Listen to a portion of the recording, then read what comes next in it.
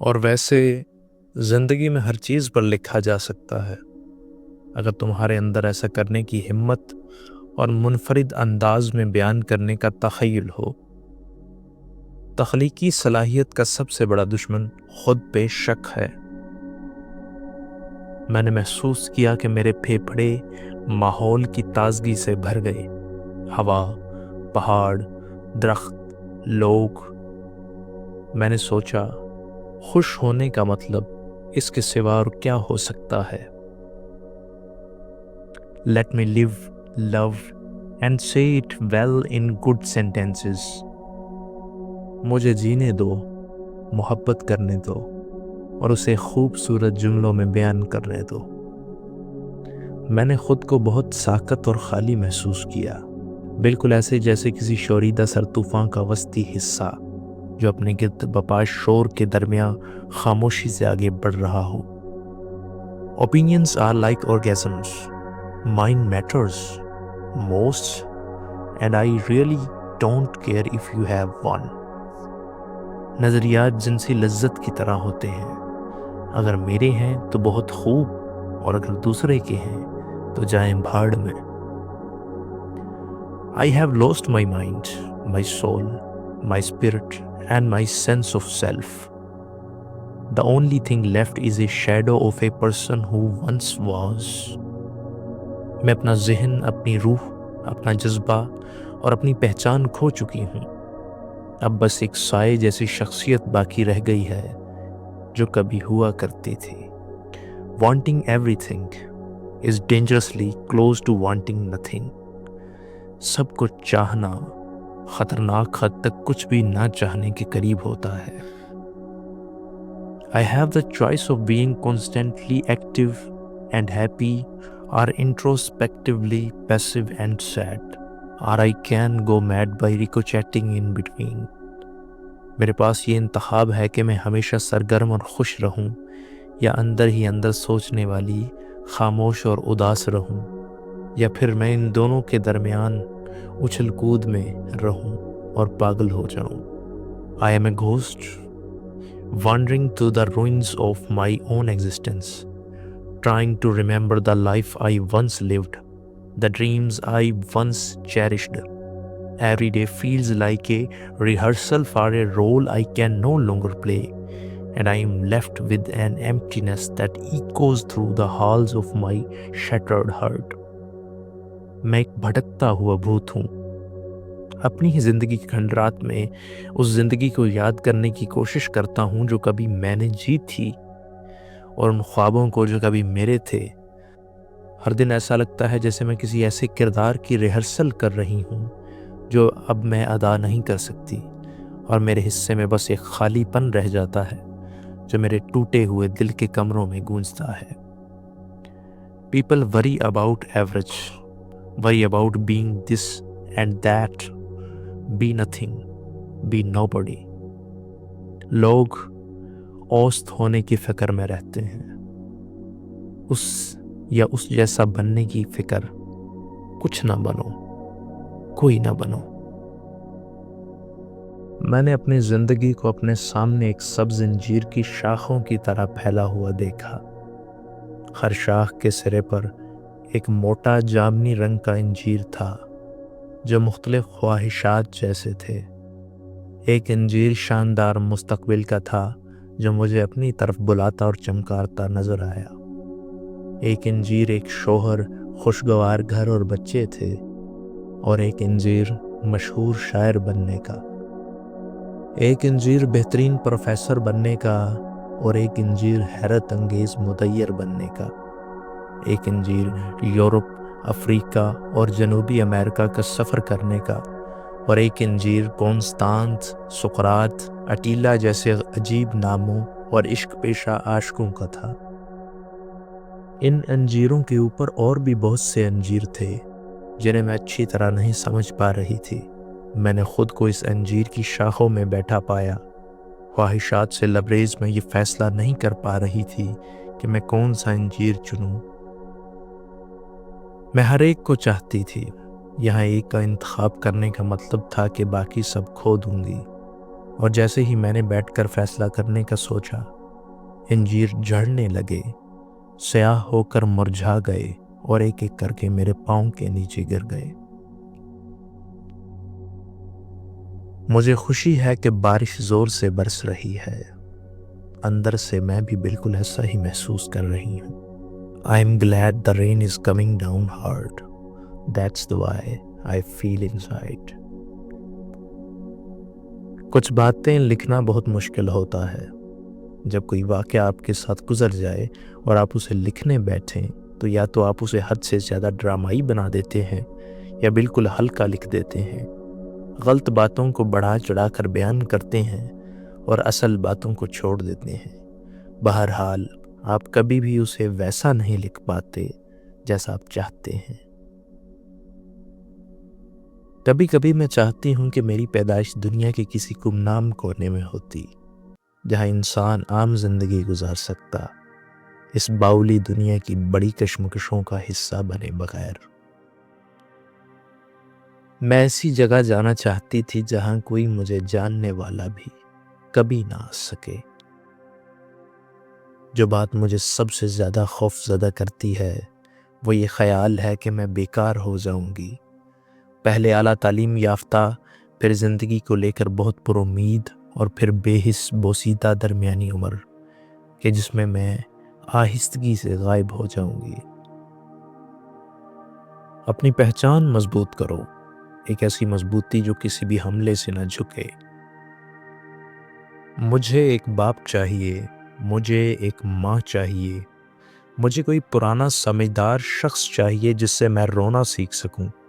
میں خدا سے بات کرتی ہوں لیکن آسمان خالی ہے، کچھ بھی حقیقی نہیں سوائے لمحہ موجود کے، اور میں پہلے ہی صدیوں کا بوجھل پن خود پہ محسوس کر رہی ہوں۔ کسی ایسے شخص کو پانا جس سے زندگی، مذہب، فن اور خوبصورتی کے بارے میں بات ہو سکے، سکون دینے والا ہے۔ میں سمجھتی ہوں کہ دوستی بہت ضروری ہے ایک ایسی دنیا میں جس میں سطحی پن زیادہ اور کشش کم ہے۔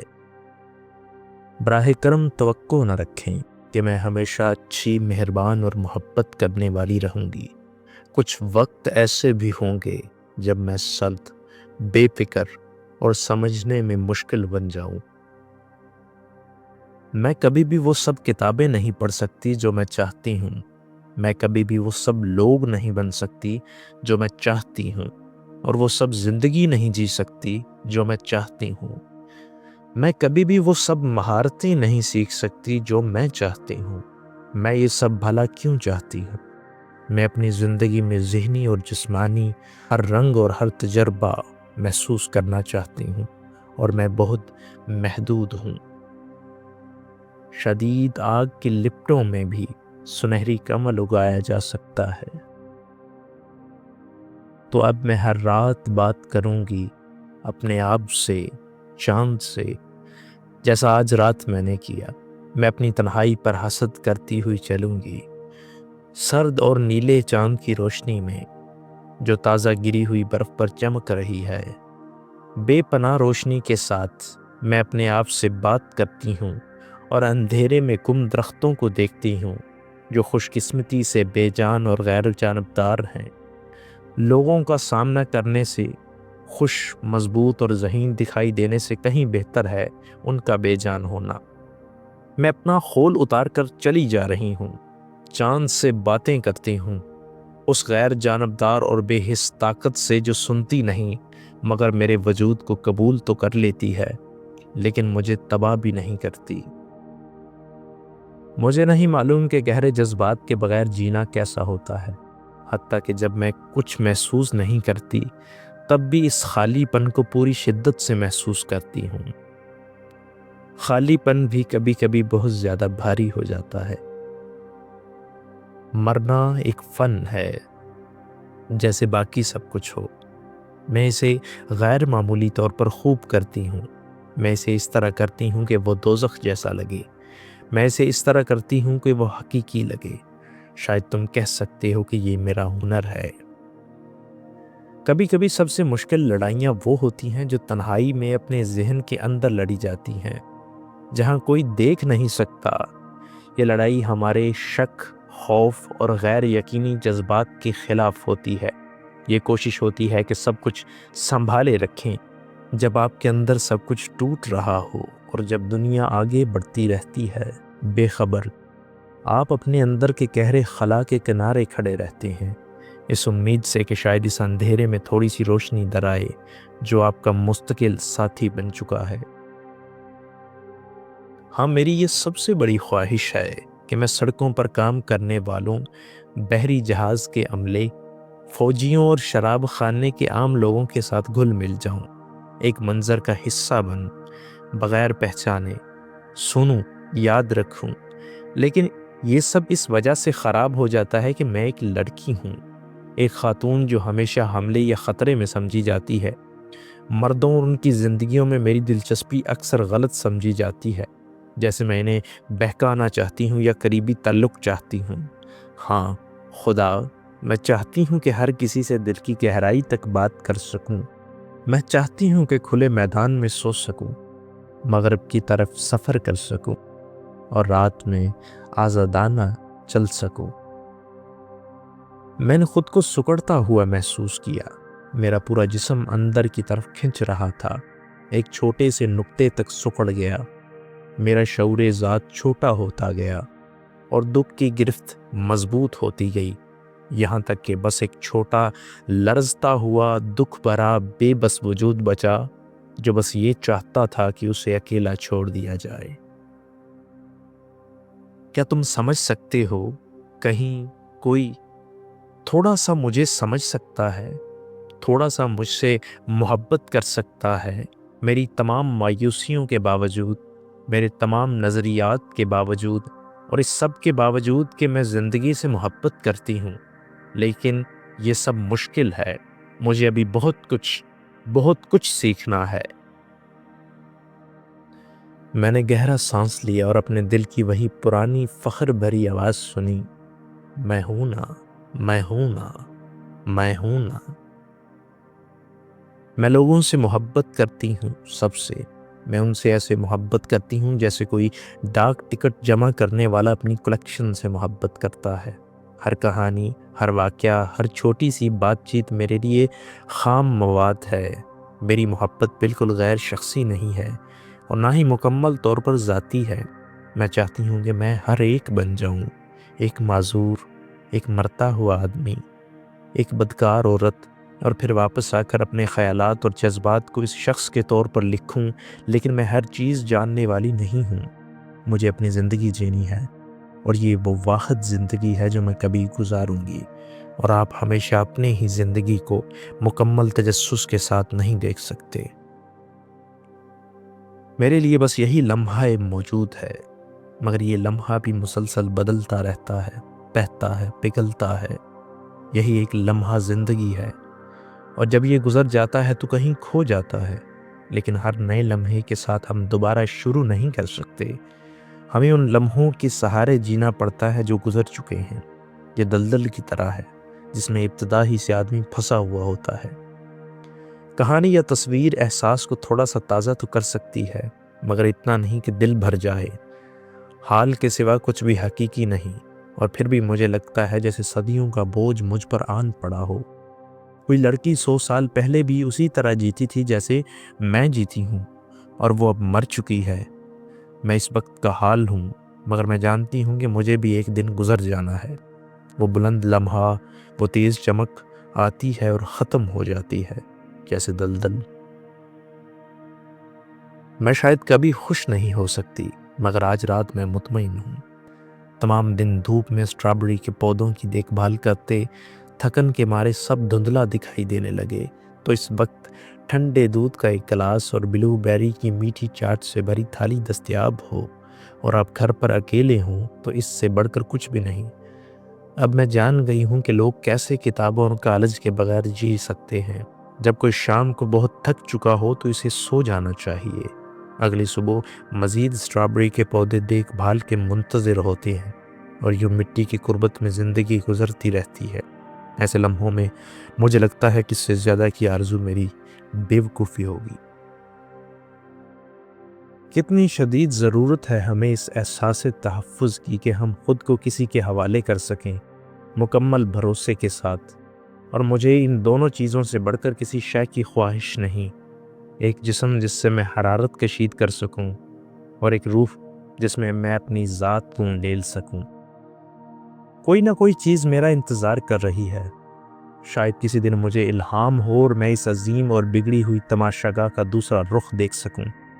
پھر میں ہنس پڑوں گی اور سمجھ جاؤں گی کہ زندگی دراصل ہے کیا۔ جب تم اپنا دل مکمل طور پر کسی کو دے دیتے ہو اور پھر یہ معلوم ہوتا ہے کہ وہ اسے چاہتا ہی نہیں، تو پھر تم اسے واپس نہیں لے سکتے، وہ ہمیشہ کے لیے کھو جاتا ہے۔ اور جب بالآخر آپ کو کوئی ایسا شخص ملتا ہے جس کے سامنے آپ محسوس کر سکتے ہیں کہ اپنی روح انڈیل سکیں، تو آپ اپنی زبان سے نکلنے والے الفاظ پر چونک کر رہ جاتے ہیں۔ وہ الفاظ اتنے زنگ آلود، اتنے بدصورت، اتنے بے معنی اور نحیف ہوتے ہیں، جو اتنے عرصے تک آپ کے اندر کی تنگ و تاریک کوٹری میں مقید رہنے کے باعث کمزور پڑ چکے ہوتے ہیں۔ بہت سے لوگ اپنے خول کے اندر ایسے سختی سے بند ہیں جیسے ڈبوں میں قید، لیکن وہ خوبصورتی سے کھل سکتے ہیں اگر صرف آپ ان میں دلچسپی لیں۔ مجھے ان چیزوں سے جنون کی حد تک لگاؤ ہے جو آخر کار مجھے برباد کر دیتی ہیں۔ وہ تمام چیزیں آخر کار ہمیں تباہ کرتی ہیں جن کی ایک زمانے میں ہمیں چاہ رہی ہوتی ہے۔ جب میں اس تھکن کے موسم سے نکل جاؤں گی تو میں اس شے کی مرمت کروں گی جو سکون جیسی کسی چیز سے مشابہ ہو۔